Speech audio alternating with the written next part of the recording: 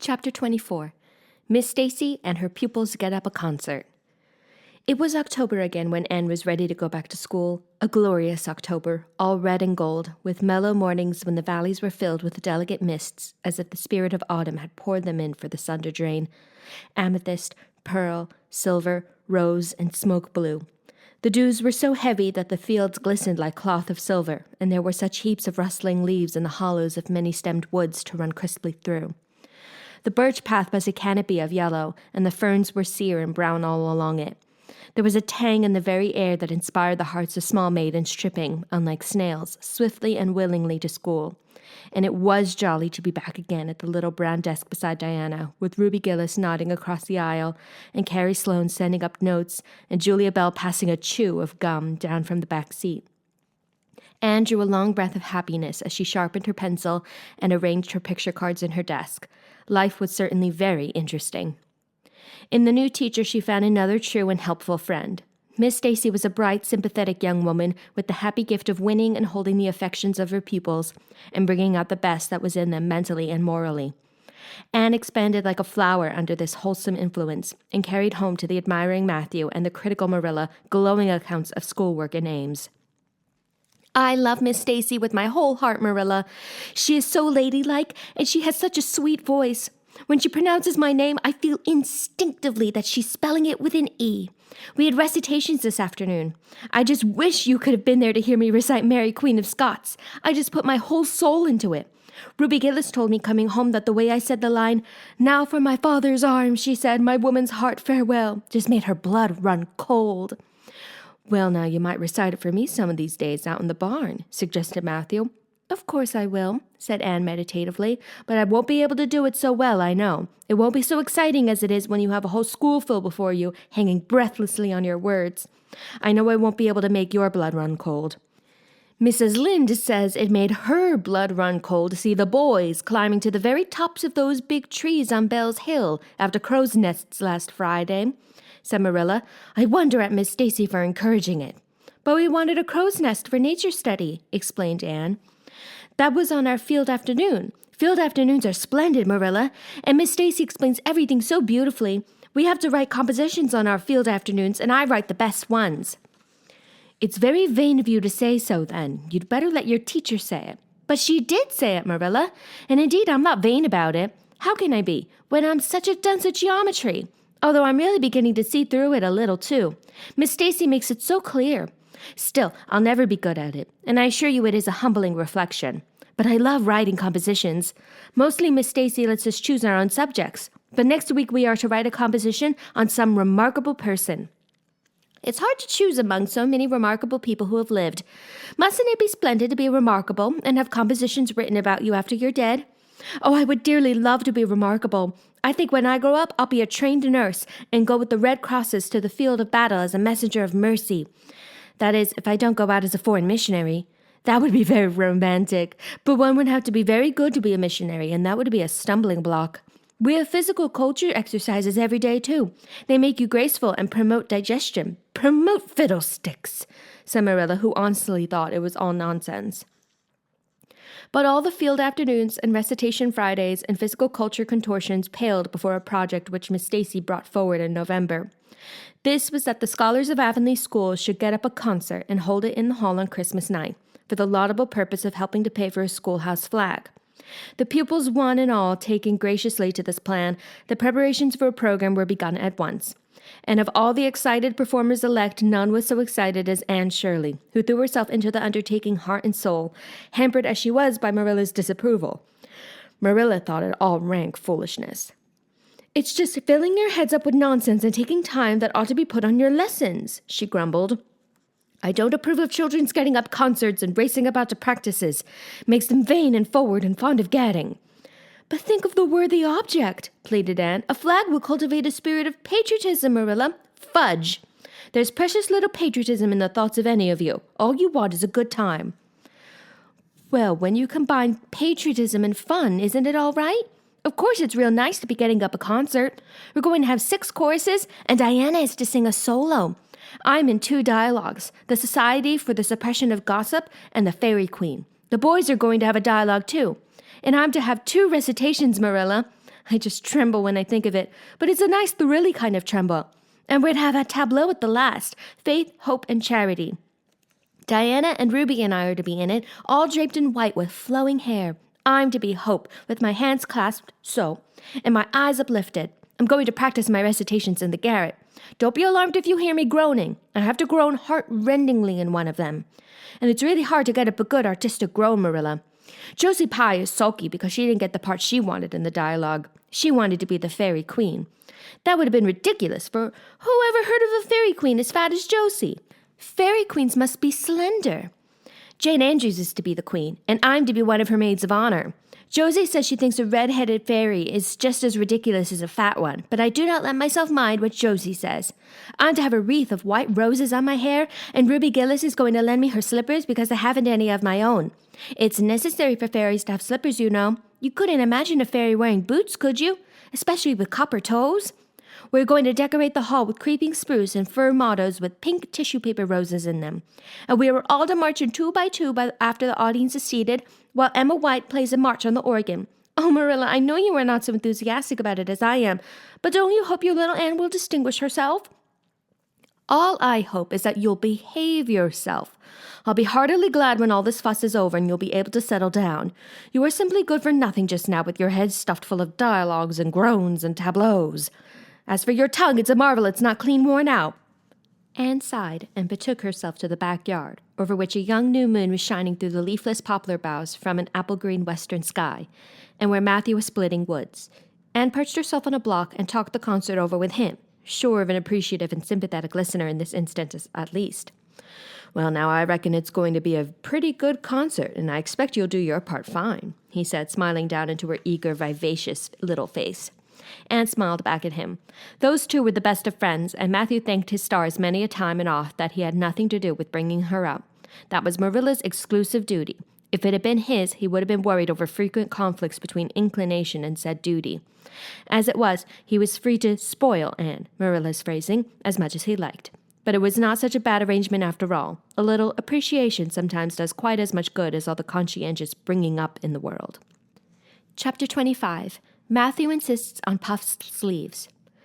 Matthew was having a bad 10 minutes of it. He had come into the kitchen in the twilight of a cold gray December evening and had sat down in the woodbox corner to take off his heavy boots, unconscious of the fact that Anne and a bevy of her schoolmates were having a practice of the Fairy Queen in the sitting room.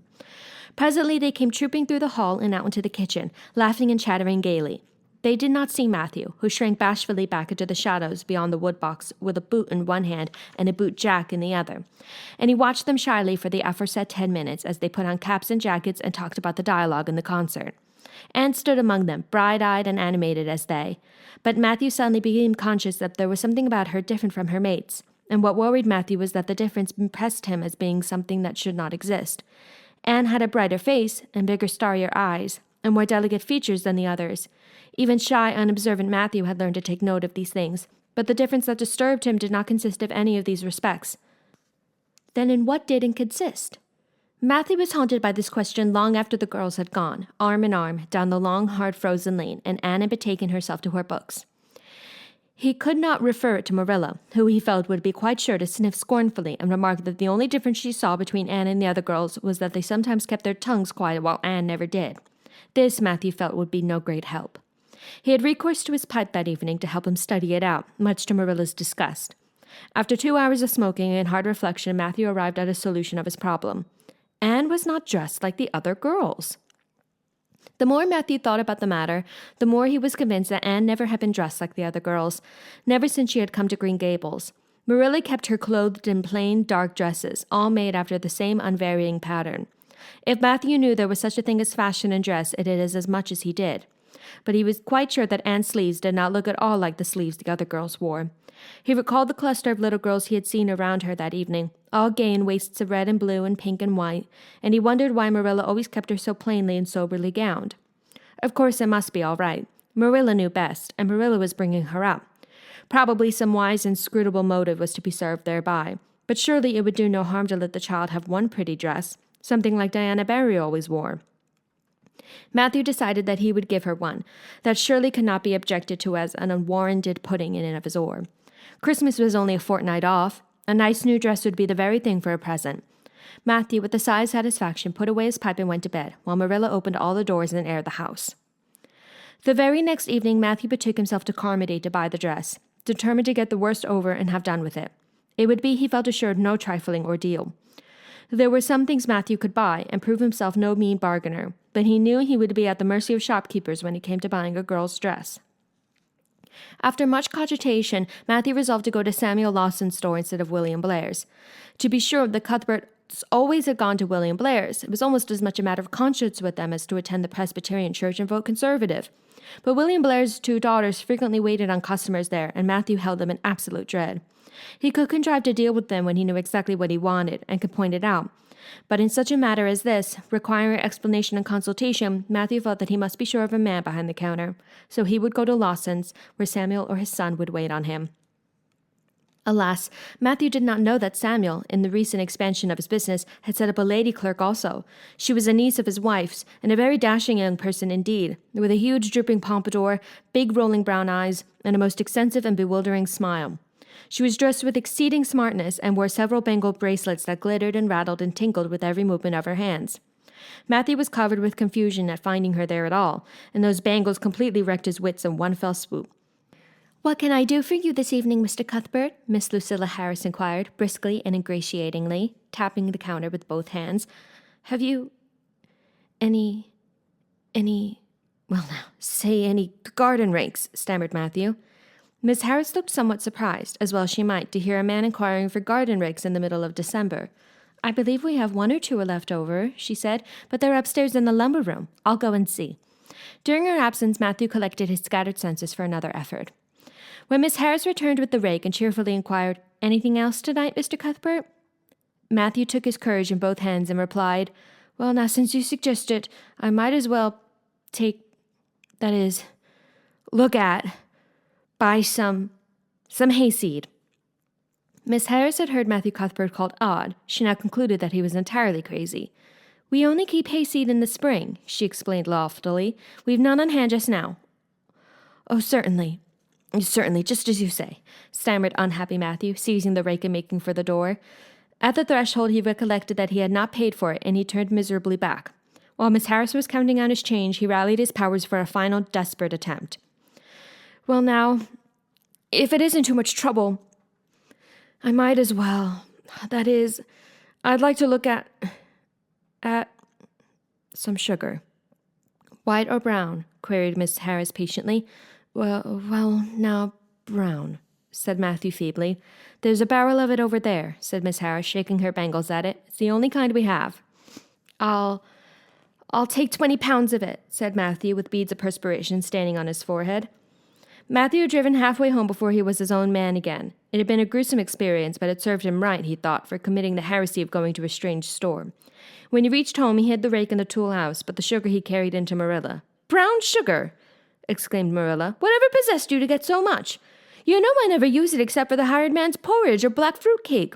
Jerry's gone, and I've made my cake long ago. It's not good sugar either. It's coarse and dark. William Blair doesn't usually keep sugar like that." I thought it might come in handy sometime," said Matthew, making good his escape. When Matthew came to think the matter over, he decided that a woman was required to cope with the situation. Marilla was out of the question. Matthew felt sure she would throw cold water on his project at once. Remained only Mrs. Lynde, for of no other woman in Avonlea did Matthew dare to ask advice. To Mrs. Lynde he went accordingly, and that good lady promptly took the matter out of the harassed man's hands. "Pick out a dress for you to give Anne." "To be sure I will. I'm going to Carmody tomorrow, and I'll tend to it." "Have you something particular in mind?" "No? Well, I'll just go by my own judgment, then. I believe a nice rich brown would just suit Anne, and William Blair has some new Gloria in that's real pretty. Perhaps you'd like me to make it up for her, too. See that if Marilla was to make it, Anne would probably get wind of it before the time and spoil the surprise." "Well, I'll do it. No, it isn't a mite of trouble. I like sewing. I'll make it to fit my niece, Jenny Gillis, for she and Anne are as like 2 peas as far as figure goes." "Well, now, I'm much obliged," said Matthew, and I don't know, but I think they make the sleeves different nowadays to what they used to be. If it wouldn't be asking too much, I'd like them made in the new way." "Puffs? Of course. You don't need to worry a speck about it, Matthew. I'll make it up in the very latest fashion, said Mrs. Lynde. To herself, she added when Matthew had gone, it'll be a real satisfaction to see that poor child wearing something decent for once. The way Marilla dresses her is positively ridiculous, that's what. And I've ached to tell her so plainly 12 times. I've held my tongue, though, for I could see Marilla doesn't want advice, and she thinks she knows more about bringing children up than I do, for all she's an old maid. But that's always the way. Folks that has brought up children know that there's no hard and fast method in the world that'll suit every child. But them as never have think it's all as plain and easy as rule of 3. Just set your 3 terms down so fashion and the sum will work out correct.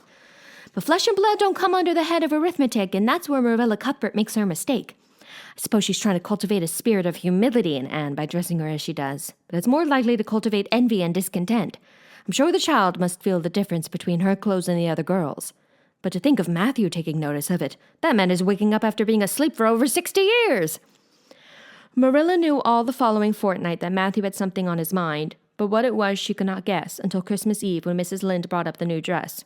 Marilla behaved pretty well on the whole, although it is very likely she distrusted Mrs. Lynde's diplomatic explanation that she made the dress because Matthew was afraid Anne would find out about it too soon if Marilla made it. So this is what Matthew has been looking so mysterious over and grinning about to himself for 2 weeks, is it? She said a little stiffly but tolerantly. I knew he was up to some foolishness. Well, I must say, I don't think Anne needed any more dresses. I made her 3 good, warm, serviceable ones this fall, and anything more is sheer extravagance. There's enough material in those sleeves alone to make a waist. I declared there is. You'll just pamper Anne's vanity, Matthew, and she's as vain as a peacock now. Well, I hope she'll be satisfied at last, for I know she's been hankering after these silly sleeves ever since she came in, although she never said a word after the first. The puffs have been getting bigger and more ridiculous right along. They're as big as balloons now. Next year, anybody who wears them will have to go through a door sideways. Christmas morning broke on a beautiful white world. It had been a very mild December, and people had looked forward to a green Christmas, but just enough snow fell softly in the night to transfigure Avonlea. Anne peeped out from her frosted gable window with delighted eyes. The firs in the haunted wood were all feathery and wonderful. The birches and wild cherry trees were outlined in pearl. The plowed fields were stretches of snowy dimples, and there was a crisp tang in the air that was glorious. Anne ran downstairs singing until her voice re-echoed through Green Gables. Merry Christmas, Marilla! Merry Christmas, Matthew! Isn't it a lovely Christmas? I'm so glad it's white. Any other kind of Christmas doesn't seem real, does it? I don't like green Christmases. They're not green. They're just nasty faded browns and grays. What makes people call them green? Why, Matthew, is that for me? Oh, Matthew! Matthew had sheepishly unfolded the dress from its paper swathings and held it out with a deprecatory glance at Marilla, who feigned to be contemptuously filling the teapot, but nevertheless watched the scene out of the corner of her eye with a rather interested air. Anne took the dress and looked at it in reverent silence.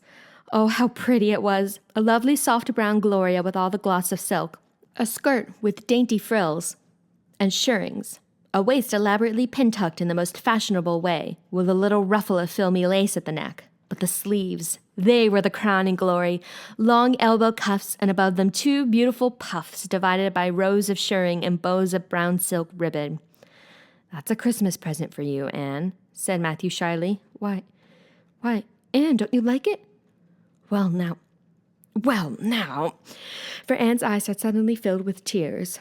Like it? Oh, Matthew! Anne laid the dress over a chair and clasped her hands. Matthew, it's perfectly exquisite. Oh, I can never thank you enough. Look at those sleeves. Oh, it seems to me this must be a happy dream. Well, let us have breakfast, interrupted Marilla. I must say, Anne, I don't think you needed the dress, but since Matthew has got it for you, see that you take good care of it. There's a hair ribbon Mrs. Lynde left for you. It's brown to match the dress. Come now, sit in. I don't see how I'm going to eat breakfast, said Anne rapturously. Breakfast seems so commonplace at such an exciting moment. I'd rather feast my eyes on that dress. I'm so glad that puff sleeves are still fashionable. It did seem to me that I'd never get over it if they went out before I had a dress with them. I'd never have felt quite satisfied, you see. It was lovely of Mrs. Lynde to give me the ribbon, too. I feel that I ought to be a very good girl indeed. It's at times like this I'm sorry I'm not a model little girl. And I always resolve that I will be in future. But somehow it's hard to carry out your resolutions when irresistible temptations come. Still, I really will make an extra effort after this. When the commonplace breakfast was over, Diana appeared, crossing the white log bridge in the hollow, a gay little figure in her crimson ulster. Anne flew down the slope to meet her. Merry Christmas, Diana.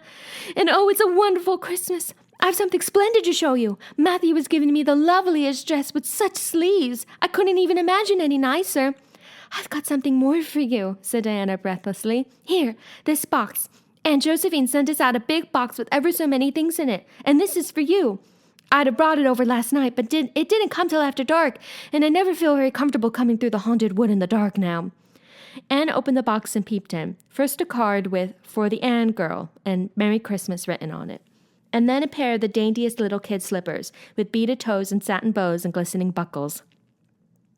"Oh," said Anne, "Diana, this is too much. I must be dreaming." "I call it providential," said Diana. "You won't have to borrow Ruby's slippers now, and that's a blessing, for they're 2 sizes too big for you, and it would be awful to hear a fairy shuffling. Josie Pye would be delighted. Mind you, Rob White went home with Gertie Pye from the practice night before last. Did you ever hear anything equal to that?" All the Avonlea scholars were in a fever of excitement that day, for the hall had to be decorated and a last grand rehearsal held. The concert came off in the evening and was a pronounced success. The little hall was crowded.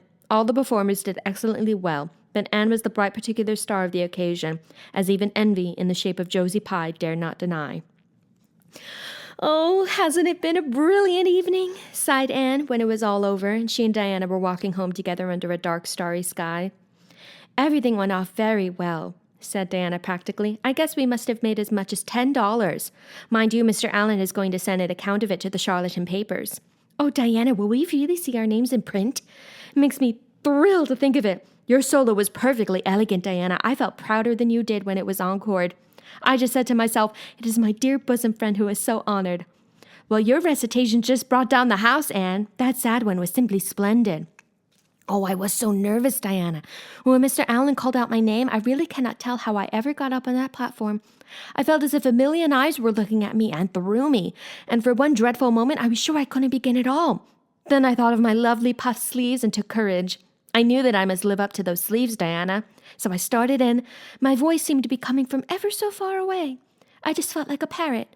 It's providential that I practiced those recitations so often up in the garret, or I'd never been able to get through. Did I groan all right?" "Yes, indeed, you groaned lovely," assured Diana. "I saw old Mrs. Sloane wiping away tears when I sat down. It was splendid to think I had touched somebody's heart. It's so romantic to take part in a concert, isn't it? Oh, it's been a very memorable occasion indeed."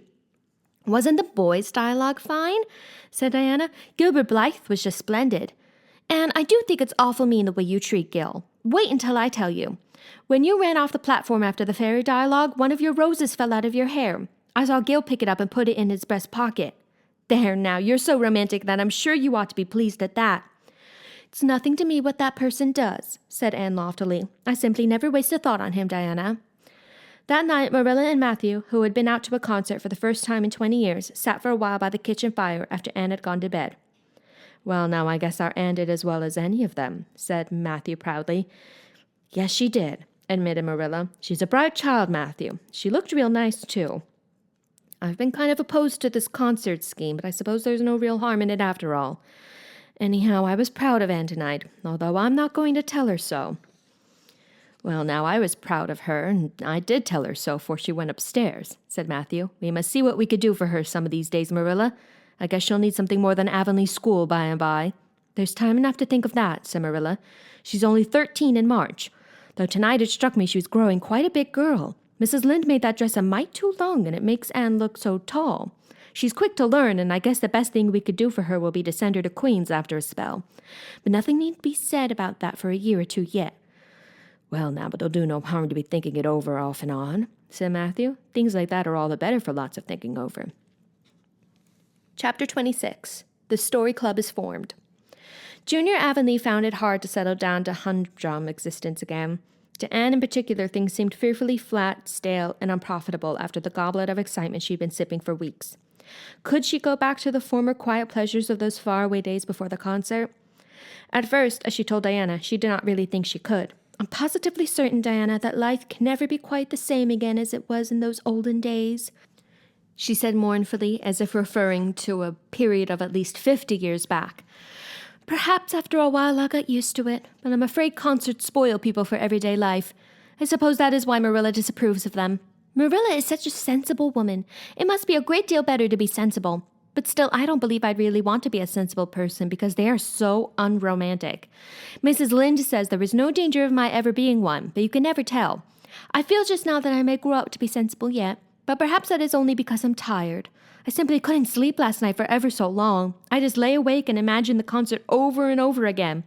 That's one splendid thing about such affairs. It's so lovely to look back to them. Eventually, however, Avonlea School slipped back into its old groove and took up its old interests. To be sure, the concert left traces. Ruby Gillis and Emma White, who had quarreled over a point of precedence in their platform seats, no longer sat at the same desk, and a promising friendship of 3 years was broken up. Josie Pye and Julia Bell did not speak for 3 months, because Josie Pye had told Bessie Wright that Julia Bell's bow, when she got up to recite, made her think of a chicken jerking its head, and Bessie told Julia. None of the Sloanes would have any dealings with the Bells, because the Bells had declared that the Sloanes had too much to do in the program, and the Sloanes had retorted that the Bells were not capable of doing the little they had to do properly. Finally, Charlie Sloane fought Moody Spurgeon McPherson, because Moody Spurgeon had said that Anne Shirley put on airs about her recitations, and Moody Spurgeon was licked. Consequently, Moody Spurgeon's sister, Ella May, would not speak to Anne Shirley all the rest of the winter. With the exception of these trifling frictions, work in Miss Stacy's little kingdom went on with regularity and smoothness. The winter weeks slipped by. It was an unusually mild winter with so little snow that Anne and Diana could go to school nearly every day by way of the birch path. On Anne's birthday, they were tripping lightly down it, keeping eyes and ears alert amid all their chatter, for Miss Stacy had told them that they must soon write a composition on a winter's walk in the woods, and it behooved them to be observant. "Just think, Diana, I'm 13 years old today," remarked Anne in an odd voice. "I could scarcely realize that I'm in my teens. When I woke this morning, it seemed to me that everything must be different. You've been 13 for a month, so I suppose it doesn't seem such a novelty to you as it does to me. It makes life seem so much more interesting. In 2 more years, I'll be really grown up. It's a great comfort to think that I'll be able to use big words then without being laughed at. Ruby Gillis says she means to have a beau as soon as she's 15, said Diana. Ruby Gillis thinks of nothing but beaux, said Anne disdainfully. She's actually delighted when anyone writes her name up in a take notice, for all she pretends to be so mad. But I'm afraid that is an uncharitable speech. Mrs. Allen says we should never make uncharitable speeches. But they do slip out so often before you think, don't they? I simply can't talk about Josie Pye without making an uncharitable speech, so I never mention her at all. You may have noticed that. I'm trying to be as much like Mrs. Allen as I possibly can, for I think she's perfect. Mr. Allen thinks so, too. Mrs. Lynde says he just worships the ground she treads on, and she doesn't really think it right for a minister to set his affection so much on a mortal being. But then, Diana, even ministers are human and have their besetting sins just like everybody else. I had such an interesting talk with Mrs. Allen about besetting sins last Sunday afternoon. There were just a few things it's proper to talk about on Sundays, and that is one of them. My besetting sin is imagining too much and forgetting my duties. I'm striving very hard to overcome it, and now that I'm really 13, perhaps I'll get on better. In 4 more years, we'll be able to put our hair up, said Diana.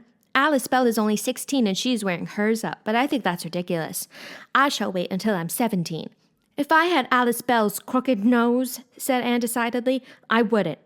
But there, I won't say what I was going to because it was extremely uncharitable. Besides, I was comparing it with my own nose, and that's vanity. I'm afraid I think too much about my nose ever since I heard that compliment about it long ago. It really is a great comfort to me. Oh, Diana, look, there's a rabbit. That's something to remember for our woods composition. I really think the woods are just as lovely in winter as in summer. They're so white and still, as if they were asleep and dreaming pretty dreams. I won't mind writing that composition when its time comes, said Diana.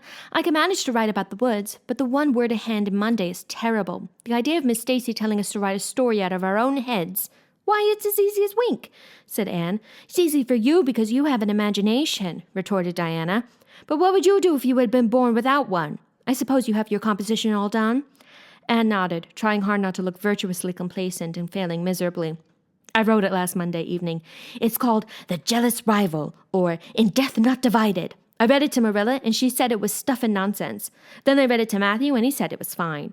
That is the kind of critic I like. It's a sad, sweet story. I just cried like a child while I was writing it. It's about 2 beautiful maidens called Cordelia Montmorency and Geraldine Seymour, who lived in the same village and were devotedly attached to each other. Cordelia was a regal brunette with a coronet of midnight hair and duskly flashing eyes. Geraldine was a queenly blonde with hair like spun gold and velvety purple eyes. I never saw anybody with purple eyes, said Diana dubiously. Neither did I. I just imagined them. I wanted something out of the common. Geraldine had an alabaster brow, too. I found out what an alabaster brow is. That is one of the advantages of being 13. You know so much more than you did when you were only 12. Well, what became of Cordelia and Geraldine? Asked Diana, who was beginning to feel rather interested in their fate. They grew in beauty side by side until they were 16. Then Bertram de Vere came to their native village and fell in love with the fair Geraldine. He saved her life when her horse ran away with her in a carriage. And she fainted in his arms, and he carried her home 3 miles, because you understand the carriage was all smashed up. I found it rather hard to imagine the proposal because I had no experience to go by. I asked Ruby Gillis if she knew anything about how men proposed because I thought she'd likely be an authority on the subject, having so many sisters married. Ruby told me she was hid in the hall pantry when Malcolm Andrews proposed to her sister Susan. She said Malcolm told Susan that his dad had given him the farm in his own name and then said, "What do you say, darling pet, if we get hitched this fall?" And Susan said, "Yes, no, I don't know, let me see." And there they were, engaged as quick as that. But I didn't think that sort of a proposal was a very romantic one, so in the end, I had to imagine it out as well as I could. I made it very flowery and poetical, and Bertram went on his knees, although Ruby Gillis says it isn't done nowadays. Geraldine accepted him in a speech a page long. I could tell you I took a lot of trouble with that speech. I rewrote it 5 times, and I look upon it as my masterpiece. Bertram gave her a diamond ring and a ruby necklace and told her they would go to Europe for a wedding tour, for he was immensely wealthy. But then, alas, shadows began to darken over their path. Cordelia was secretly in love with Bertram herself, and when Geraldine told her about the engagement, she was simply furious, especially when she saw the necklace and the diamond ring. All her affection for Geraldine turned to bitter hate. She vowed that she should never marry Bertram, but she pretended to be Geraldine's friend, the same as ever. One evening they were standing on the bridge over a rushing turbulent stream, and Cordelia, thinking they were alone, pushed Geraldine over the brink with a wild, mocking "ha, ha, ha!" But Bertram saw it all, and he at once plunged into the current, exclaiming, "I will save thee, my peerless Geraldine!" But alas, he had forgotten he couldn't swim, and they were both drowned, clasped in each other's arms. Their bodies were washed ashore soon afterwards. They were buried in the one grave, and their funeral was most imposing, Diana. It's so much more romantic to end a story up with a funeral than a wedding. As for Cordelia, she went insane with remorse and was shut up in a lunatic asylum. I thought that was a poetical retribution for her crime. How perfectly lovely, sighed Diana, who belonged to Matthew's school of critics. I don't see how you can make up such thrilling things out of your own head, Anne. I wish my imagination was as good as yours. It would be if you'd only cultivate it, said Anne cheeringly. I've just thought of a plan, Diana, that you and I have a story club all our own and write stories for practice. I'll help you along until you can do them by yourself. You ought to cultivate your imagination, you know. Miss Stacy says so. Only we must take the right way. I told her about the haunted wood, but she said we went the wrong way about it in that. This was how the story club came into existence. It was limited to Diana and Anne at first, but soon it was extended to include Jane Andrews and Ruby Gillis, and 1 or 2 others who felt that their imaginations need cultivating. No boys were allowed in it, although Ruby Gillis opined that their mission would make it more exciting, and each member had to produce 1 story a week. It's extremely interesting, Anne told Marilla. Each girl has to read her story out loud, and then we talk it over. We are going to keep them all sacredly and have them to read to our descendants. We each write under a nom de plume. Mine is Rosamond Montmorency. All the girls do pretty well.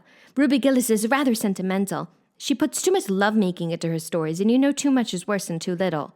Jane never puts any because she says it makes her feel so silly when she has to read it out loud. Jane's stories are extremely sensible. Then Diana puts too many murders into hers. She says most of the time she doesn't know what to do with the people, so she kills them off to get rid of them. I mostly always have to tell them what to write about, but that isn't hard, for I have millions of ideas. I think this story writing business is the foolishest yet, scoffed Marilla. You'll get a pack of nonsense into your heads and waste time that should be put on your lessons. Reading stories is bad enough, but writing them is worse. But we're so careful to put a moral into them all, Marilla, explained Anne. I insist upon that. All the good people are rewarded, and all the bad ones are suitably punished. I'm sure that must have a wholesome effect. The moral is the great thing, Mr. Allen says so. I read one of my stories to him and Mrs. Allen, and they both agreed that the moral was excellent, only they laughed in the wrong places. I like it better when people cry. Jane and Ruby almost always cry when I come to the pathetic parts. Diana wrote her Aunt Josephine about our club, and her Aunt Josephine wrote back that we were to send her some of our stories. So we copied out 4 of our very best and sent them. Miss Josephine Barry wrote back that she had never read anything so amusing in her life. That kind of puzzled us because the stories were all very pathetic and almost everybody died. But I'm glad Miss Barry liked them. It shows our club is doing some good in the world. Mrs. Allen says that ought to be our object in everything. I do really try to make it my object, but I forget so often when I'm having fun. I hope I shall be a little like Mrs. Allen when I grow up. Do you think there's any prospect of it, Marilla? I shouldn't say there was a great deal, was Marilla's encouraging answer. I'm sure Mrs. Allen was never such a silly, forgetful little girl as you are. No, but she wasn't always so good as she is now, either, said Anne seriously. She told me so herself. That is, she said she was a dreadful mischief when she was a girl and was always getting into scrapes. I felt so encouraged when I heard that. Is it very wicked of me, Marilla, to feel encouraged when I hear that other people have been bad and mischievous? Mrs. Lynde says it is. Mrs. Lynde says she always feels shocked when she hears of anyone ever having been naughty, no matter how small they were. Mrs. Lynde says she once heard a minister confess that when he was a boy, he stole a strawberry tart out of his aunt's pantry. She never had any respect for that minister again. Now, I wouldn't have felt that way. I'd have thought that it was real noble of him to confess it, and I'd have thought what an encouraging thing it would be for small boys nowadays who do naughty things and are sorry for them to know that perhaps they may grow up to be ministers in spite of it. That's how I'd feel, Marilla. The way I feel at present, Anne, said Marilla, is that it's high time you had those dishes washed. You've taken half an hour longer than you should with all your chattering. Learn to work first and talk afterwards.